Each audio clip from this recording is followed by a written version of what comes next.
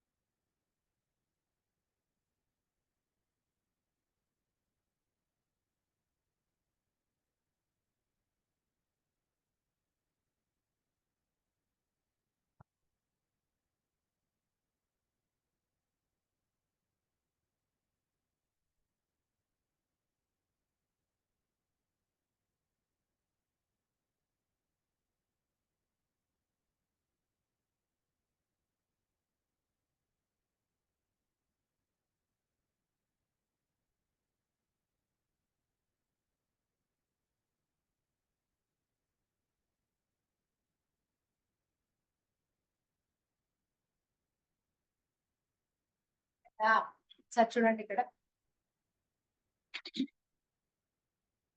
Collection framework లో మొత్తం అరే list, link list, vector, asset topics ఉంటాయి. ఓకేనా? కలెక్షన్ అంటే ఏంటి? కలెక్షన్ ఫ్రేమ్వర్క్ అనేది కలెక్షన్ ఇస్ అన్ ఇంటర్ఫేస్. ఇది చూడండి ఒకసారి. బ్లూ కలర్ లో అక్కడ ఉంది. బ్లూ కలర్ లో ఉన్నవన్నీ కూడా ఇంటర్ఫేసెస్, గ్రీన్ కలర్ లో ఉన్నవన్నీ కూడా క్లాసెస్. ఓకేనా? ఇక్కడ ఎక్స్టెన్స్ లైన్ కి ఇంప్లిమెంట్స్ లైన్ కి డిఫరెన్స్ ఉందా? ఇట్లా డాటెడ్ ఉన్న లైన్స్ అన్ని ఇంప్లిమెంట్స్ అని నేను ఆల్రెడీ చెప్పా. మనం ఇన్హెరిట్ చేసేటప్పుడు ఒకటి ఇంటర్ఫేస్, ఒకటి క్లాస్ ఉంటే ఇంప్లిమెంట్స్ కీవర్డ్ వాడాలి, రెండు క్లాసెస్ ఉంటే ఎక్స్టెన్స్ కీవర్డ్ వాడాలి అని. అందుకని ఇప్పుడు చూడండి, ఇటరబుల్ వచ్చేసి most parent class. Iterable parent class కి కలెక్షన్ చైల్డ్. ఓకేనా?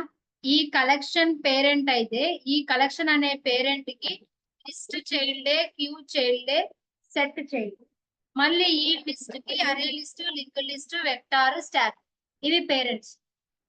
ఓకేనా? మల్టీ లెవెల్ ఇన్హెరిటెన్స్ లాగా పేరెంట్ పేరెంట్ అట్లా పేరెంట్ వాళ్ళ చైల్డ్ అట్లా ఉన్నట్టు ఇటరబుల్ అనేది పేరెంట్, ఆ పేరెంట్ కి కలెక్షన్ అనేది చైల్డ్, కలెక్షన్ అనే చైల్డ్ కి లిస్ట్, క్యూ, సెట్ కూడా చైల్డ్ అయితే ఆ లిస్ట్ లో మళ్ళీ అరే లిస్ట్, లింక్ లిస్ట్, వెక్టార్. ఇక్కడ మనకు అన్ని ఇంపార్టెంట్ కాదు.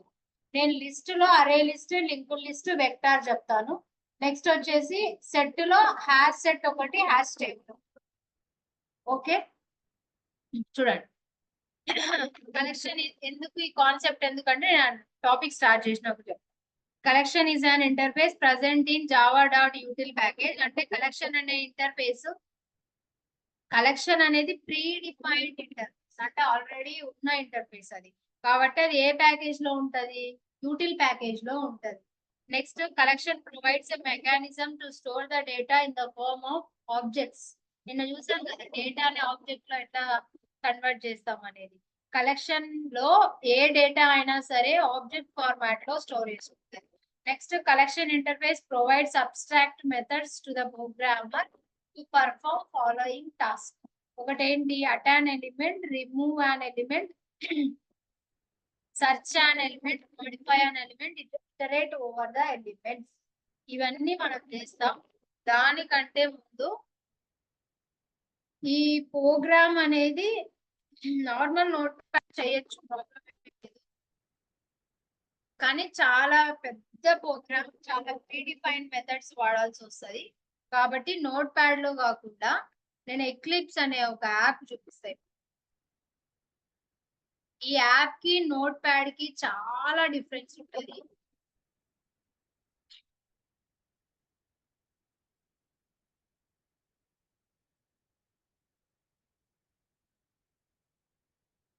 ఓకేనా? నోట్ ప్యాడ్ లో అయితే మనమే క్లాస్ రాయాలి, మెయిన్ మెథడ్ మనమే రాయాలి, ప్రతి ఒక్కటి మనమే రాయాలి కదా. కానీ ఎక్లిప్స్ లో అట్లా ఉండదు, అన్నిటిని క్రియేట్ చేసుకోవాలి, రాయకూడదు, క్రియేట్ చేయాలి. క్రియేట్ చేస్తేనే కుదురుతుంది. అంటే మెయిన్ మెథడ్ కావాలంటే మెయిన్ మెథడ్ సెలెక్ట్ చేసుకోవాలి, కానీ టైప్ చేయకూడదు. అన్ని ఆటోమేటిక్ వస్తాయి ఇందులో. ఇట్లా రావడం వల్ల ప్రాబ్లం ఏమవుతుంది అంటే మనకి ఏది ఎట్లా రాయాలనేది అర్థం కాదు. అందుకని ఇంతకు ముందు ప్రోగ్రామ్స్ అన్ని సిస్టమ్ లో ఎస్ క్యాపిటల్ ఉండాలి అనేది మనకు నోట్ ప్యాడ్ లో రాస్తే ఈజీ ఉంటది. అందుకు ఇంతకు ముందు ప్రోగ్రామ్స్ అని నోట్ ప్యాడ్ లో చెప్తాం, కానీ ఇందులో కూడా చేయొచ్చు. కానీ ఇందులో ఏంటంటే ఇప్పుడు ఏదైనా చిన్నది మనం రాసినా కూడా ఆటోమేటిక్ గా ఎక్కడ ఎర్రర్ ఉందో చూపిస్తుంది. మన ఓన్ గా ఎర్రర్స్ ఎలా చేయాలి అనేది నేర్చుకోలేము మీరు దీంట్లో రాస్తే. సరే చూడండి,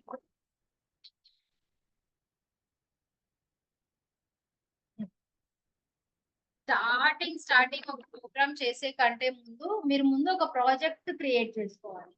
ఫైల్ మీద క్లిక్ చేసి న్యూ. ఓకేనా? న్యూ లో జావా ప్రాజెక్ట్.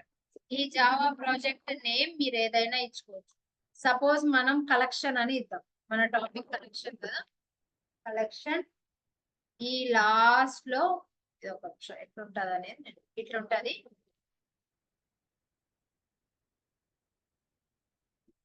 ఈ లాస్ట్ లో ఫినిష్ ఉందా? ఫినిష్ మీద క్లిక్ చేయాలి. క్లిక్ చేసేస్తే ఇక్కడ వచ్చేసిందా, కలెక్షన్ అని వచ్చిందా? ఓకేనా, కలెక్షన్ అని వచ్చిన తర్వాత ఈ ఫైల్స్ ఆటోమేటిక్ గా వస్తాయి. మీరేం ఆలోచించద్దు. మనం క్రియేట్ చేసేస్తే ఇవన్నీ కూడా లైబ్రరీస్ అంటాం వీటిని. మన ప్రోగ్రామ్ చేయడానికి కావాల్సిన జార్ ఫైల్స్ ఇవన్నీ. జేఆర్ఈ ఇంపార్టెంట్ అని చెప్పాను నేను. మనం ఇన్స్టాల్ చేసేటప్పుడు కూడా జేఆర్ఈ జేడీకే ఇన్స్టాల్ చేస్తాం. ఇదంతా జేడీకే చూడండి. జేడీకేకి సంబంధించిన ఫైల్స్ అన్ని కూడా ఇందులో ఉంటాయి. జావా స్క్రిప్ట్, డాక్ కాన్సెప్ట్, అట్లా చాలా ఉంటాయి ఇందులో. ఇవన్నీ లేకపోతే మనకు వర్క్ అవ్వదు. ఆటోమేటిక్ గా వస్తాయి, మీరేమది టెన్షన్ పడకండి. ఇక్కడ ఉంది చూడండి, జావా ఎస్ఈ 17. ఎస్ఈ అంటే ఏంటి? Standard edition. స్టార్టింగ్ ప్లాట్ఫామ్స్ చెప్పినప్పుడు చెప్పిందంట. మనం ప్రజెంట్ యూజ్ చేసేది 17th version, Java 17th version. ఈ ఎక్లిప్స్ లో ఉండేది. ఈ ఫైల్ ప్రాజెక్ట్ క్రియేట్ చేసిన తర్వాత దీని మీద రైట్ క్లిక్ ఇస్తే మళ్ళీ న్యూ వస్తుంది. ఈ న్యూ లో మీరు ఏం తీసుకోవాలి? ప్యాకేజ్ క్రియేట్ చేయాలి ఫస్ట్. ఓకేనా, ప్యాకేజ్ మీద క్రియేట్ చేస్తే ఇలా ప్యాకేజ్ వస్తుంది. ఇది ఆటోమేటిక్ గా కలెక్షన్ అని వస్తుంది. మీరు ప్యాకేజ్ నేమ్ కలెక్షన్ పెట్టుకోవాలనుకుంటే కలెక్షన్ పెట్టుకోవచ్చు. లేదు నాకు కలెక్షన్ వద్దు వేరేది కావాలి అని, సపోజ్ గా మనం శాంపుల్ అని ఇద్దాం. Package is nothing but folder. ఇప్పుడు మనం డెస్క్టాప్ లో గానీ ఈ డ్రైవ్ లో గానీ ఒక ఫోల్డర్ చేసి దాంట్లో సేవ్ చేస్తాం కదా, అట్లా ప్యాకేజ్ అనేది ఒక ఫోల్డర్ అంతే. శాంపుల్ అని రాసిన తర్వాత ఫినిష్ కనబడుతుందా? ఫినిష్ మీద క్లిక్ చేసేస్తే ఇక్కడ ఆటోమేటిక్ గా ఎస్ఆర్సి లో శాంపుల్ వచ్చింది. ఓకేనా, ఈ శాంపుల్ ఎలా ఉంది? వైట్ కలర్ లో ఉంది కదా, ఈ 4 సెల్స్. రైట్ క్లిక్, శాంపుల్ మీద రైట్ క్లిక్ ఇచ్చి న్యూ క్లాస్. మన నోట్ ప్యాడ్ లో డైరెక్ట్ క్లాస్ రాసేస్తాం. క్లాస్ డెమో, క్లాస్ శాంపుల్ ఇట్లా ఇక్కడ అట్లా చేయకూడదు. ముందు ప్రాజెక్ట్ క్రియేట్ చేయాలి. ప్రాజెక్ట్ క్రియేట్ చేసిన తర్వాత ప్యాకేజ్ క్రియేట్ చేసుకోవాలి. ప్యాకేజ్ క్రియేట్ చేసుకున్న తర్వాత క్లాస్ క్రియేట్ చేయాలి. క్లాస్ నేమ్ సపోజ్ డెమో అనుకోండి, మీరు ఇక్కడే పెట్టుకోవాలి. మీ క్లాస్ పబ్లికా, లేకపోతే అబ్స్ట్రాక్ట్ క్లాసా, లేకపోతే ఫైనల్ క్లాసా, స్టాటిక్ క్లాసా, ప్రైవేట్ క్లాసా, మీరు ఇక్కడ సెలెక్ట్ చేయకుండా అక్కడ టైప్ చేస్తానంటే కుదరదు. మెయిన్ మెథడ్ కూడా ఇక్కడ ఉంది already, public static void main. ఇక్కడ సెలెక్ట్ చేసినారు అనుకోండి, ఆటోమేటిక్ గా వస్తుంది అక్కడ. మీరు ఇక్కడ సెలెక్ట్ చేయకుండా అయ్యో సెలెక్ట్ చేయడం మర్చిపోయినా అని మీరు public static void main type చేయకూడదు. చేస్తే అట్లా తీసుకోదు. మీరు పబ్లిక్ స్టాటిక్ వాయిడ్ మెయిన్ కావాలి అంటే ఎంతసేపు ఉన్నా ఈడే సెలెక్ట్ చేసుకోవాలి. అలా అని ఈడ సెలెక్ట్ చేసినారు వచ్చింది, వద్దు అనుకొని ఆడ తీసేయడానికి ఉండదు. కంపల్సరీ అది మీరు ఫాలో కావాలా. Public static void main select చేసి తీసుకుంటండి, ఆటోమేటిక్ గా మన క్లాస్ వస్తుంది. ఇప్పుడు నేను సెలెక్ట్ చేసిన కదా, నాకు వద్దు అని నేను తీసేయకూడదు, అది తప్పు. ఎగ్జిక్యూట్ కాదు, ఎందుకంటే మనం క్లాస్ చేసుకునేటప్పుడు ఆడ సెలెక్ట్ చేసుకున్నాం. ఆడ సెలెక్ట్ చేసినాం కాబట్టి ఖచ్చితంగా ఏం చేయాలా, వాడాలా. అలానే ఆడ సెలెక్ట్ చేయకుండా నేను ఆడ సెలెక్ట్ చేయడం మర్చిపోయినా ఈడ టైప్ చేస్తానంటే కూడా కుదరదు. ఓకేనా, ఇది మీరు చేయాల్సినది. ఎక్లిప్స్ లో చాలా అడ్వాన్స్ ఉంటది ఇది. సపోజ్ నేను సిస్టమ్ అని ఇలా టైప్ చేసా, system.out.println అని. ఓకేనా, ఇప్పుడు మనకి ఇక్కడ ఎర్రర్ ఏంటి? ఆటోమేటిక్ కరెక్ట్ గా ఇచ్చి, యాక్చువల్ గా స్మాల్ ఎస్ ఇచ్చిన, నేను ఎంటర్ చేయగానే అది ఆటోమేటిక్ గా అయిందా? ఒకవేళ ఆటోమేటిక్ కాకపోయినా ఇక్కడే మనకి ఎర్రర్ చూపిస్తుంది. మనకి నోట్ ప్యాడ్ లో సేవ్ చేసి కంపైల్ చేసేంత వరకు ఎక్కడ ఎర్రర్స్ ఉన్నాయో అర్థం కాదు. కానీ ఎక్లిప్స్ లో line by line error, stand errors. నువ్వు దీన్ని కరెక్ట్ చేయని అవసరం కూడా లేదు. ఇక్కడ నువ్వు జస్ట్ దీని మీద కర్సర్ ఇస్తే ఇక్కడ ఆప్షన్స్ చూపిస్తుంది ఏమేం చెయ్యాలి అని. నీకు సిస్టమ్ అనే లోకల్ వేరియబుల్ కావాలా, అసలు ఏం కావాలి, చేంజ్ టు క్యాపిటల్ సిస్టమ్ ఇలా చేంజ్ చేయాలా, ఎట్లా చేంజ్ చేయాలంటే అట్లా చేంజ్. ఇక్కడ అంతా అన్ని షార్ట్ కట్స్ లోనే వస్తాయి. system.out.println కూడా ఇంత ప్రింట్ చేయని అవసరం లేదు. జస్ట్ ఎస్ఓ అని కొట్టి కంట్రోల్ స్పేస్ బార్ క్లిక్ చేసేస్తే అది ఫుల్ వచ్చేస్తుంది. ఎక్లిప్స్ లో అన్ని చాలా అడ్వాన్స్ ఉంటాయి. అంత పెద్ద ప్రోగ్రామ్ ని మనం నోట్ ప్యాడ్ లో ప్రతిదీ టైప్ చేయాలంటే కుదరదు. అందుకని కలెక్షన్స్ అన్ని కూడా ఇప్పుడు ఎందులో చేద్దాం, ఎక్లిప్స్ లో చేద్దాం. రైటా? ఇక్కడ ఏమంటాం, ఎగ్జిక్యూట్ చేయాలన్నా కూడా సపోజ్ దీన్ని ఎగ్జిక్యూట్ చేయాలన్నా నార్మల్ గా మనకు అక్కడ కమాండ్ ఉండాలి కదా, ఇక్కడ కమాండ్ అవసరం లే, ఇక్కడే రన్ బటన్ దీన్ని క్లిక్ చేసేస్తే కన్సోల్ లో మనకు అవుట్పుట్ వస్తుంది. కానీ అంతే, ఆడదానిలాగా కమాండ్ ఓపెన్ చేసి ఆ జావా అని అదంతా టైప్ చేయడం ఏం అవసరం లే. జస్ట్ మనం ఈ రన్ బటన్ క్లిక్ చేసేస్తే అవుట్పుట్ వచ్చింది కన్సోల్ లో. ఓకేనా? కలెక్షన్స్ లో స్టార్టింగ్ అరే లిస్ట్ చూద్దాం, చూడండి. ఇది ఫోటో తీసుకోండి, ఇది ఫోటో తీసుకున్న తర్వాత తీసుకోండి. ఇప్పుడు అరే లిస్ట్ రాదు.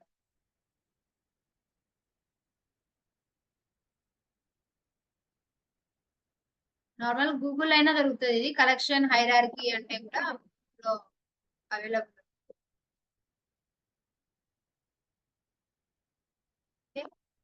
నెక్స్ట్ ఇది రాయండి, అరే లిస్ట్ అని హెడ్డింగ్ పెట్టి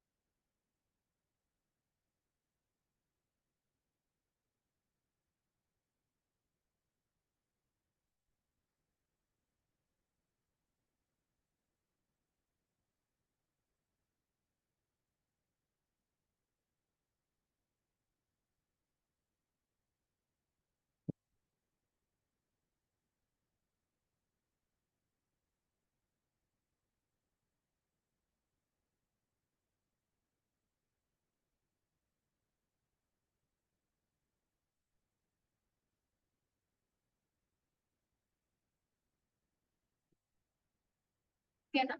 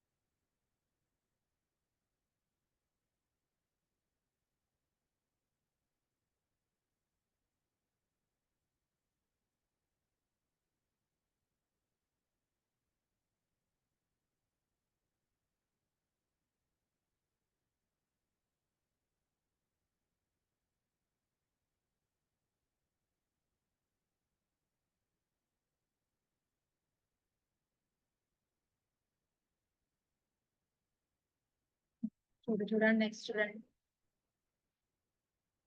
అరే లిస్ట్ అంటే ఏంటి? అరే list is a concrete class implementing class of list interface. అరే లిస్ట్ అనేది లిస్ట్ అనే ఇంటర్ఫేస్ నుంచి వచ్చిన చైల్డ్ క్లాస్. కాంక్రీట్ అంటే దాని అర్థం complete class.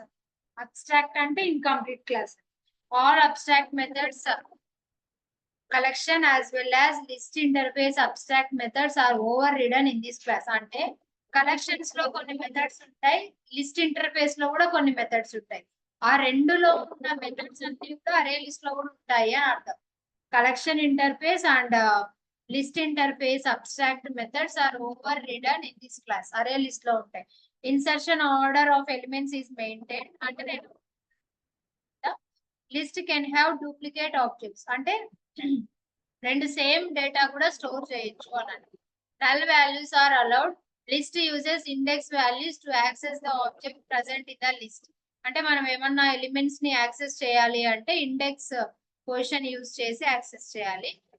Array list uses dynamically అరే ఇంటర్నల్లీ. డైనమికల్లీ అంటే ఏంటి? ఫిక్స్డ్ కాదు, అది మనం ఏమంటాం, ఆ వాల్యూస్ ని చేసే కొద్దీ దాని సైజ్ ఇంక్రీజ్ అవుతుంది అని అంటాం.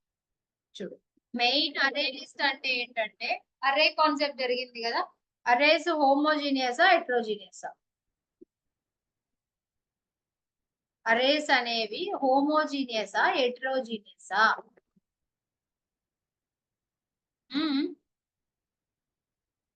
హోమోజీనియసా హెట్రోజీనియసా?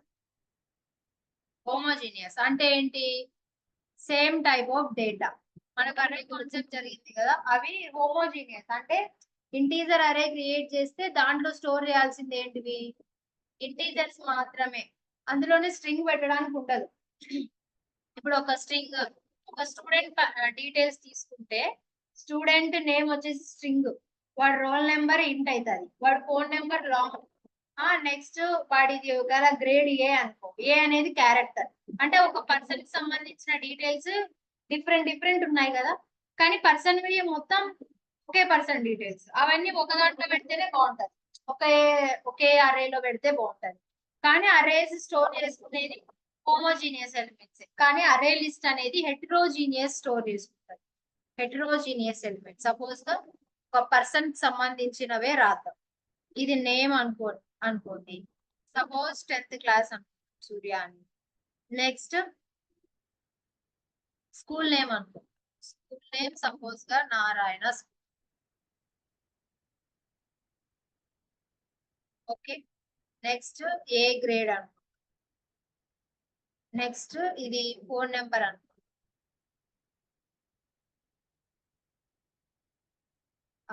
ఇది ఫోన్ నెంబర్. లాంగ్ రాసేటప్పుడు అట్లా ఎర్రర్ చూపిస్తే ఎల్లు పెట్టండి. చూడు, ఇక్కడ కూడా ఎర్రర్ చూపిస్తుందా? ఎందుకంటే అరే లిస్ట్ అనేవి ఫిల్ ప్యాకేజ్ లో ఉంటాయి. మనం ప్యాకేజ్ లో ఉన్నప్పుడు అక్కడ ఇంపోర్ట్ చేసుకోవాలి కదా, అంతేం అవసరం లే. జస్ట్ దీని మీద కర్సర్ పెడితే మనకు ఇక్కడ కనబడుతుంది ఇంపోర్ట్ అరే లిస్ట్ java.util అని. దాని మీద క్లిక్ చేసిస్తే ఆటోమేటిక్ గా ఇది వచ్చేస్తుంది. ఇవి ఇక్కడ కాదు రాయాల్సి.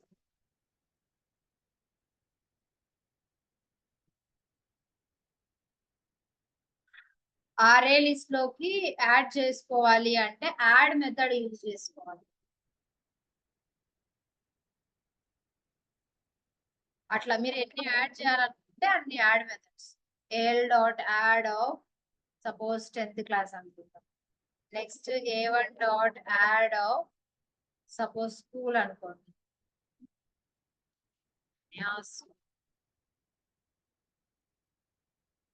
Next a1.add of suppose A grade అనుకుంటాం.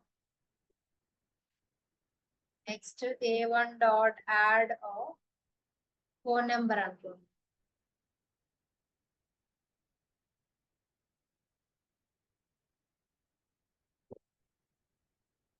ఇది ఫోన్ నెంబర్. ఇవన్నీ స్టోర్ అయినాయా లేదా అంటే system.out.println a1.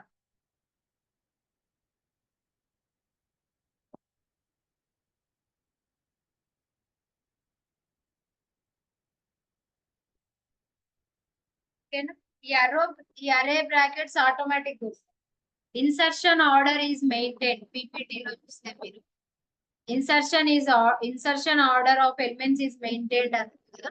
దాని అర్థం ఏంటంటే ఇప్పుడు యాడ్ చేసేటప్పుడు సూర్య 10, చైతన్య ఏ ఫోన్ నెంబర్ అట్లుంది కదా. ఇప్పుడు ఎట్లుంది? సేమా? అదే ఇన్సర్షన్ ఆర్డర్ అంటే. మనం ఏ ఆర్డర్ లో అయితే వాటిని యాడ్ చేస్తామో ఇవి ప్రింట్ అవ్వడం కూడా అదే ఆర్డర్ లో ప్రింట్ అవుతాయి. నెక్స్ట్ చూడండి, సేమ్ ఇది అరే కాన్సెప్టే, కానీ అరే స్టోర్ చేసుకునేది హోమోజీనియస్ ఎలిమెంట్స్. హెటరోజీనియస్ స్టోర్ చేయాలి అంటే మనం కలెక్షన్ ఫ్రేమ్వర్క్ దగ్గర రావాలా. నెక్స్ట్ ఇప్పుడు నార్మల్ గా అరేస్ లో సిస్టమ్ డాట్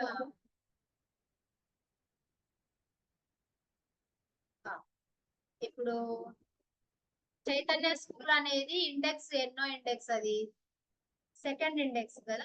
నార్మల్ గా మనం అరేస్ లో అయితే ఎలా ప్రింట్ చేస్తాం? A1 అని ప్రింట్ చేస్తాం, అవునా? దీంట్లో అట్లా ప్రింట్ చేయకూడదు. A1 dot get method use చేయాలి. ఇక్కడ మీకు సజెషన్ వస్తుంది.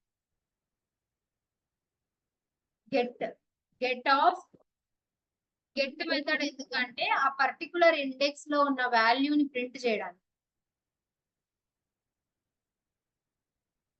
ఓకేనా? ఒక పర్టికులర్ ఇండెక్స్ లో అటాన్ ఎలిమెంట్ అదే అంటే అది ఫాలోయింగ్ టాస్క్ అని ఫస్ట్ దాంట్లో చూసినాం కదా. అటాన్ ఎలిమెంట్ అంటే ఆ పర్టికులర్ ఇండెక్స్ పొజిషన్ లో ఏముంది, ఏ ఎలిమెంట్ ఉంది అని. అటాన్ ఎలిమెంట్ వచ్చేసి అటాన్ ఎలిమెంట్ ఆఫ్ 2 అని రాద్దాం.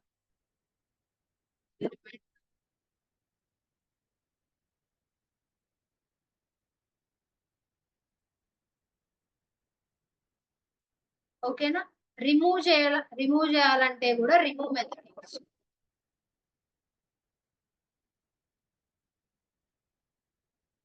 రిమూవ్ చేయాలంటే కూడా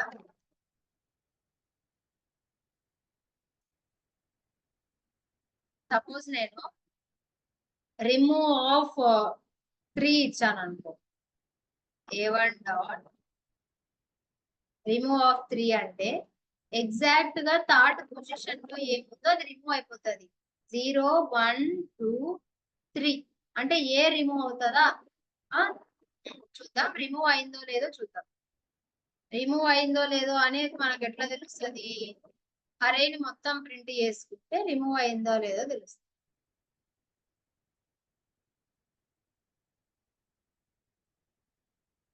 చూడండి, ఇక్కడ ఏ లేదు, అవునా? ఏ ఇండెక్స్ రిమూవ్ అయిపోయిందా? అట్లా కాకుండా నాకు ఒకటి తెలుసు, దాని ఇండెక్స్ పొజిషన్ తెలియదు అనుకో. ఇప్పుడు సపోజ్ 10 ఉంది. 10 అనే ఇండెక్స్ పొజిషన్ లేకపోతే సూర్య అనే ఉంది. సూర్య ఇండెక్స్ పొజిషన్ తెలీదు అని అనుకోండి. అప్పుడు ఏం చేయొచ్చు మీరు? డైరెక్ట్ గా A1 డాట్ రిమూవ్ ఆఫ్ ఆ డేటా ఏంటో అది డైరెక్ట్ గా రాసేయచ్చు. మీకు ఇండెక్స్ పొజిషన్ గుర్తు లేకపోతే కూడా చూడండి, సూర్య డిలీట్ అయింది, ప్లస్ ఏమైంది? ఏ కూడా డిలీట్. మీకు ఇండెక్స్ పొజిషన్ గుర్తుంటే ఓకే, ఇండెక్స్ పొజిషన్ రాయొచ్చు, నో ప్రాబ్లం. మీకు ఇండెక్స్ పొజిషన్ గుర్తు లేకపోతే డైరెక్ట్ గా మీకు ఏ డేటా అయితే డిలీట్ అయిపోవాలో ఆ డేటా కూడా రాసేయచ్చు. ఓకేనా? నెక్స్ట్ చూద్దాం, కంటైన్స్ మెథడ్ చూద్దాం. కంటైన్స్ మెథడ్ ఎందుకంటే సెర్చ్ చేయడానికి. కంటైన్స్ మెథడ్ సెర్చ్ చేయడానికి యూజ్ చేస్తాం. A1 డాట్ సపోజ్ ఇంకా ఏమన్నా యాడ్ చేద్దాం.